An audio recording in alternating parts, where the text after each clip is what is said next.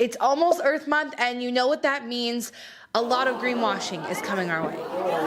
You need to leave. I'm kidding. Well, I'm not kidding, but that's not the reason that I wanted to make this video today. There's a lot of talk around sustainability and saving the earth and climate change and zero waste and all those things during Earth Month, so I figured this is a great time to talk about things I wish I knew before I went zero waste, and also to give some perspective on the zero waste movement, because there's a lot of stuff out there that's problematic and honestly in many ways counterproductive. So as someone who has been aspiring to be zero waste for nearly 10 years now, someone who is a sustainability expert, also a scientist, has a degree in environmental science, has been making content about this for years, and is never afraid to call out greenwashing or a brand. Let me tell you some things I wish I knew, and some things I want more people to know before they start trying to go zero waste or live sustainably.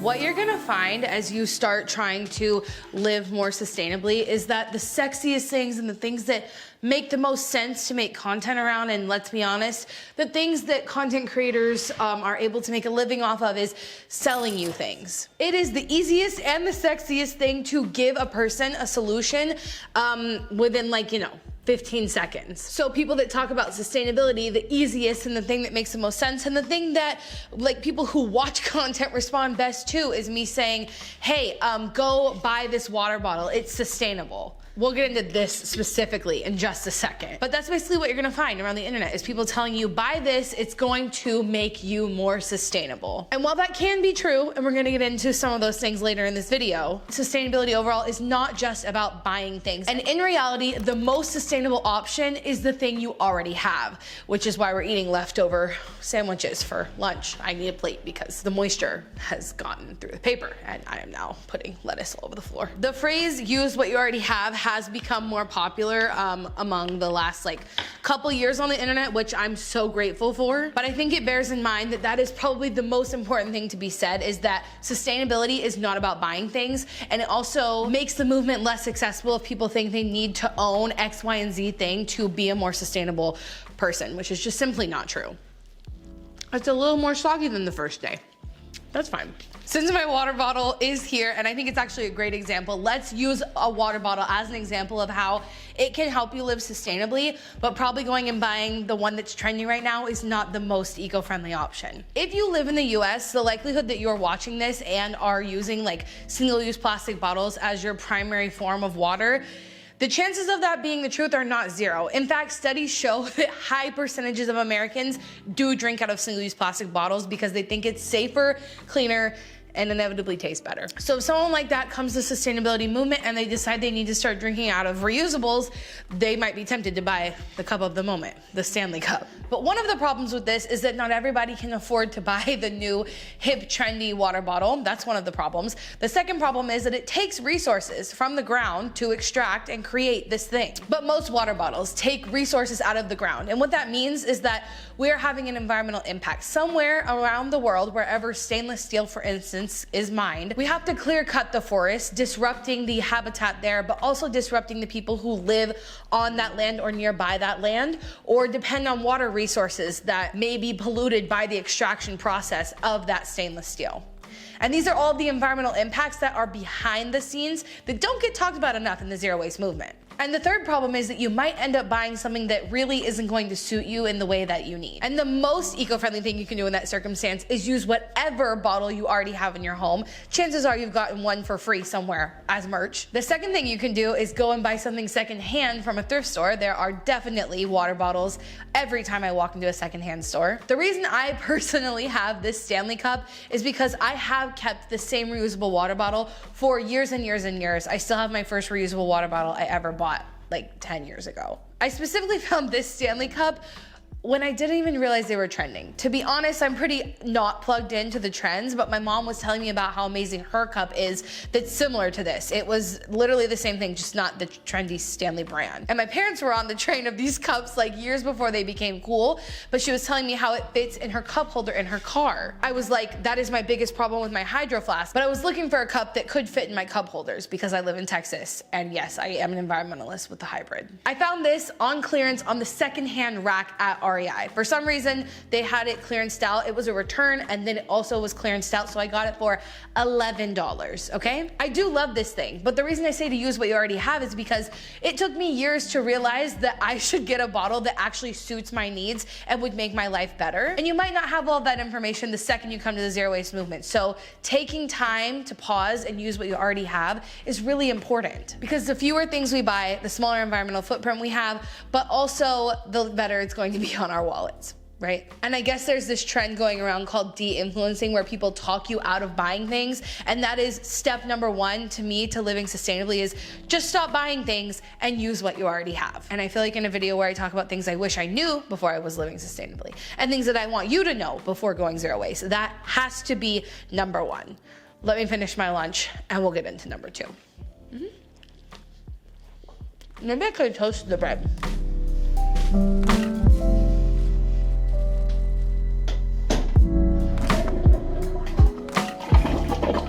Now that you are fully aware that you should be using what you already have first before buying anything, that mostly considers things that are not consumables, right? We're talking about things like water bottles, food storage containers, clothing, all that sort of stuff. But when it comes to consumables, things that you use on a daily basis and are gonna have to replace, make sure you use up what you have first. Yes, I thought about incorporating this in the bathroom as I was going to the bathroom, but it works out perfectly because this video is actually sponsored by these guys behind me who I have worked with for years. And I think they're the perfect example of wait until you use up what you have before you replace it. In this example, we're gonna talk about toilet paper. So use up the toilet paper you already have first, use up whatever consumables it is that you use on a regular basis before you replace it, because we don't wanna be throwing out things that are perfectly usable. And sometimes this is gonna mean that your house isn't going to look like the picture perfect zero waste sustainable aesthetic that maybe you're used to seeing online. But I would encourage you to go watch my series called The Ugly Side of Zero Waste. I'll link that right here, because a lot of times if we're choosing the most sustainable thing to do, it's not always going to be the cutest thing to do. So along with using what you already have first, along with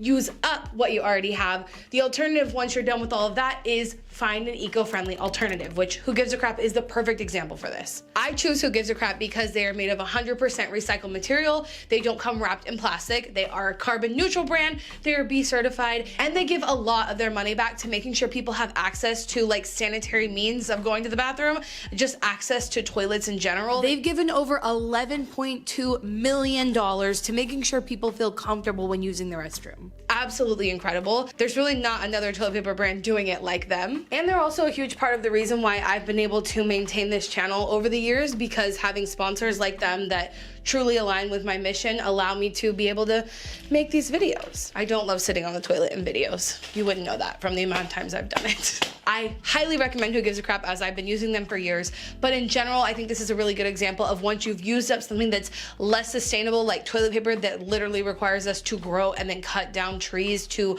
wipe our butts. This just makes sense, using recycled toilet paper, and they also have a little bit of a bougier line. It's made from bamboo. You can also try that. So you wanna check them out for yourself. There's a link at the top of my description, and you can use code Shelby10 for $10 off of your purchase. All of these things that add up to waste, replacing them with something that is more eco-friendly is a great way to approach a sustainable, or if you want to say, a zero waste lifestyle. Speaking of, we can actually head to my zero waste store because I have a few things I need to restock on, and that's a great example of using what you have first before you replace it. And it's just fun to go there. It makes me so happy. It like reinvigorates my hope for the planet and the future. You know what I mean? But in true Texas fashion, the temperature has risen 20 degrees since I left for the gym this morning. And this outfit is not really gonna work for that. So let's do a little changeroo right quick. Oh, with this guy. I just got back from a trip, you guys, and I have not unpacked. Can you tell? I just kind of took everything through here, so ignore that. But look at him. Look at him. Wow. This is the new outfit of the day. These shorts that I embroidered little tiny, I don't know, what do you call this, daisies onto? Cute. And this is like a, it's not vintage, but REI sent it to me. It's a little Smokey the Bear themed t-shirt. But their vibe is like very much going back to looking vintage, but still, I love it. Okay, specifically, we're going to look for a replacement for this. This is the Drunk Elephant butter cleanser. I don't know really what it's called, but it's like to take your makeup off at night. And I have been meaning to go to the zero waste store for days to get a replacement for this. This is a really good example of using up what you have before you replace it, which is really a good thing to follow even once you're on the sustainable journey, right? Because I feel like one of the most unsustainable things when we talk about clothing or beauty and all those sort of things is that there's so much hyper consumerism involved in it. And one of the most eco-friendly things you can do is just use up what you have instead of like buying and bopping around and buying a bunch of them. For me, this is definitely something I have done in skincare before, like buying a bunch of different serums when I already have ones that serve the same purpose, just because I heard about a new one and it's supposed to be the best one. Try not to get caught up in that stuff and use up what you actually have first. This one by Drunk Elephant, I have just become the person in everybody's life, in my friends, in my families, and also if someone posts something that they bought and don't want anymore on like the Buy Nothing group, I'll go get it. That's where this came from. And I used it all the way up until it was absolutely gone. So now I want to head to my zero waste store to actually find a more eco-friendly version of this. We'll see how many other things I leave with after I just preached to you about not buying things you don't need. Okay, let's go.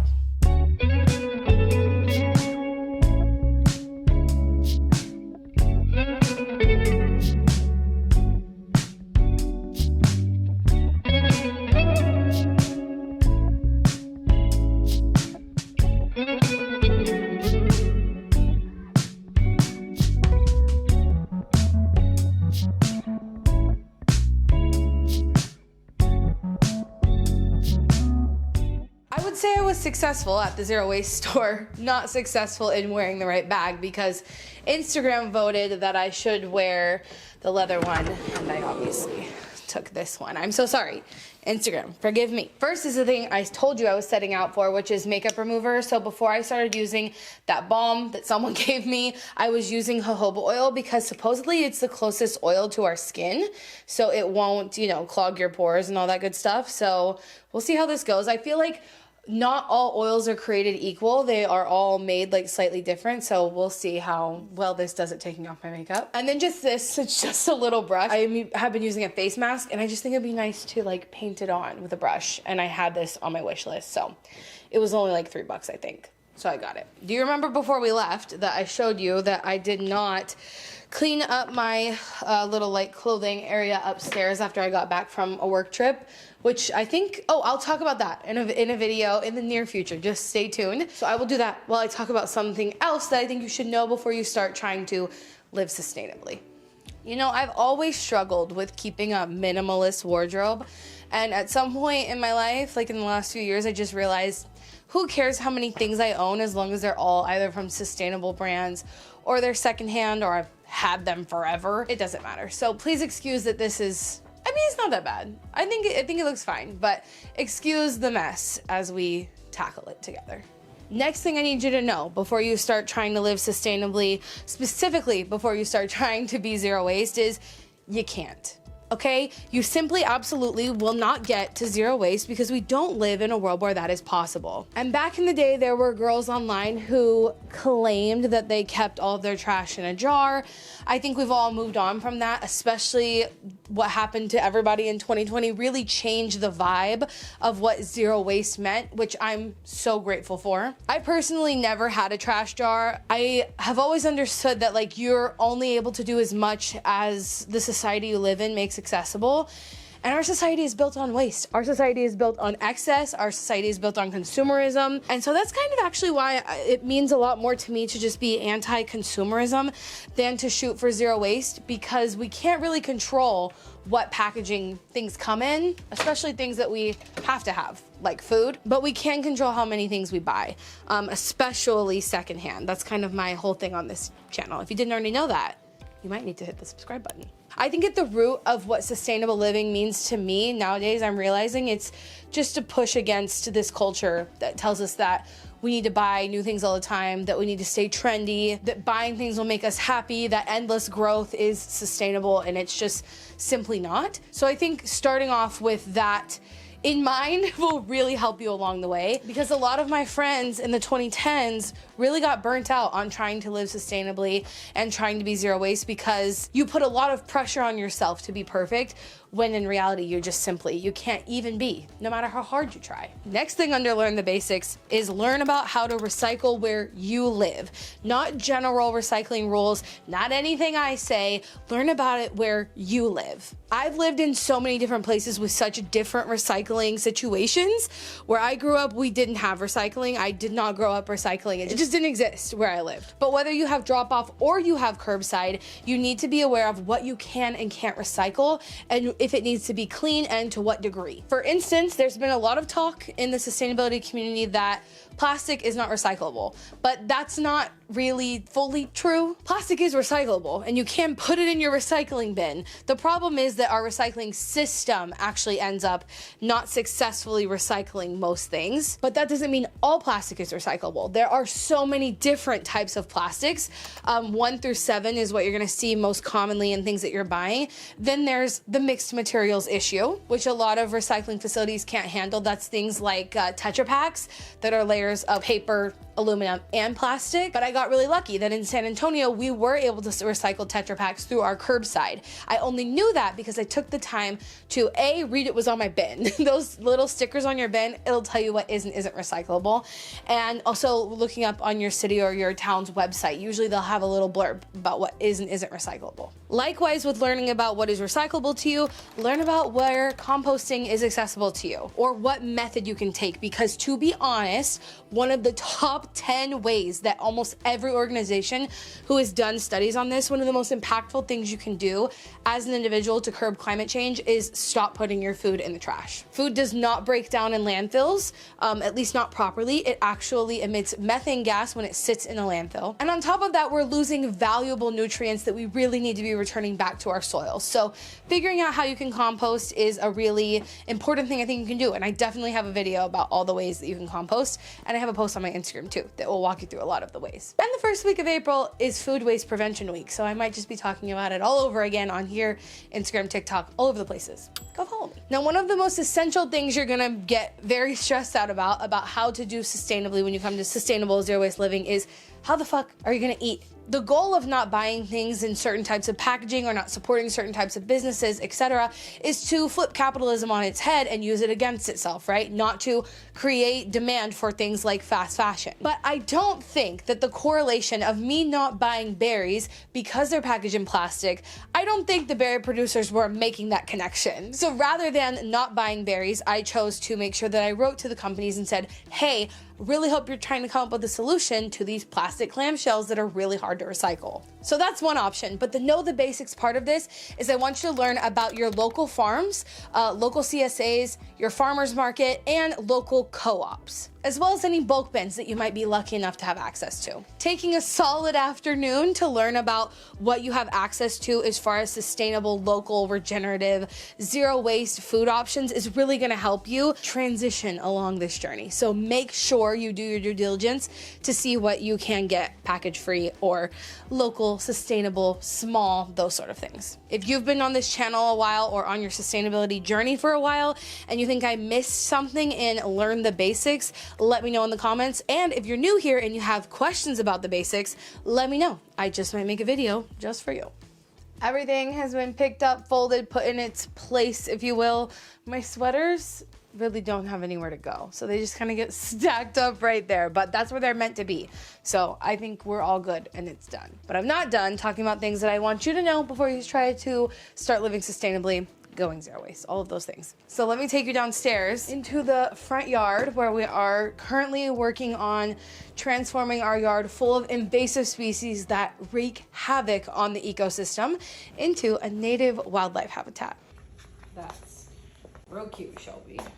So I haven't set up the water barrel to catch water from the roof, mainly because there are no gutters on this house that I can just attach it to. I'm gonna have to have gutters installed. But in the meantime, it still catches rain over here just on the patio, which is great. And I noticed when I wasn't giving it my plants in the front yard rainwater and instead just giving them water from the city, essentially, it just they don't look as happy. There's nutrients in the rainwater that make the plants happier. That's the best way I can say it. And I just haven't really been focused on the backyard in general because I've been so focused on trying to get the front yard done because I want it to be a certified wildlife habitat. I think I mentioned that before. But I'm also working on something so exciting. Like, think of the most eco-friendly thing you could do to an urban house. We're doing that in the next like month, and I'm so pumped. So it's just a lot going on to like make the house more sustainable, but gutters with a like more efficient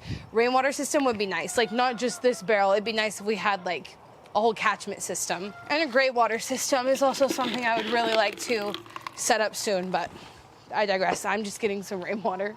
So I need to work on my front yard, and I think this is a great point in time to talk about mindset shifts, because I think if you're trying to live sustainably, it really should be more about changing your mindset than it should be about buying anything. Whatever wasteful habits you're using right now, or whatever your shopping habits are, whatever your eating habits are, you're changing them to be more sustainable. And I think instead of thinking like, oh, I need to buy all these things, I need to do all these things, I need to learn all these things, just frame it as a mindset shift to where you start questioning the things you buy. And for me, the biggest shift in my life was just my mindset from being a hyper consumer to living more sustainably, which just means being aware of the things I'm buying, being aware of the actions I'm taking, being aware of the footprint I have on this planet. Because yes, I might just be an individual, but as an individual living in the Western world, in the US specifically, I have a pretty big environmental footprint compared to like most other people in the world. What is that?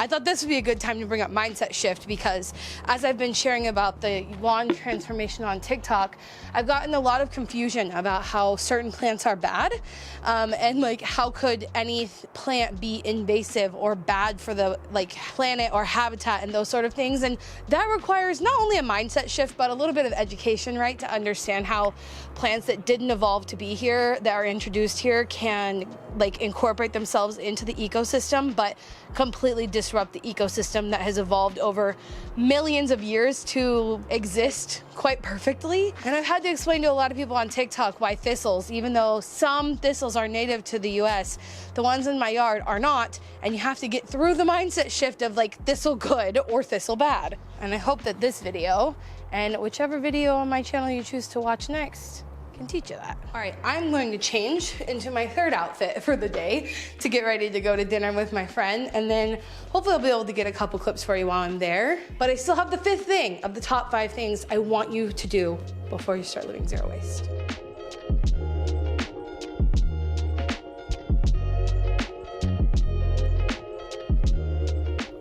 I made it back home from dinner, and it's so nice to have friends, you guys.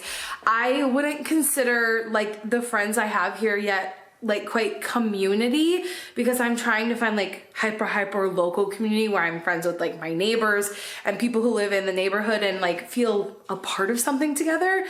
But it's still really nice to have friends, because I haven't had friends that live by me in what feels like forever. But I'm ready to wind down for the night, and I do have one more thing that I want you to make sure that you really get through your head before you start trying to live sustainably, and arguably maybe it's the most important thing. But let's go take off my makeup. I'll tell you while I do it. Okay. What are you doing to him? He's having a good time. I don't think so. Are you? Okay, here's a moment of truth. I used to use jojoba oil on my face before I switched to drunk elephant, or using that other one. So I know it works. It takes a lot more of it than a balm does, for whatever reason. I hope this vloggy style informational video was at least enough to keep your attention, and we've been kind of bopping around from things going on in my life to the topic of this video, which is things you should know, or things, I guess things I wish I knew before I tried to live a sustainable life. And the last one is, I want you to talk about it, but I don't want you to preach about it, okay? People have asked me over the years, how do I convince my friends and family to do X, Y, and Z thing?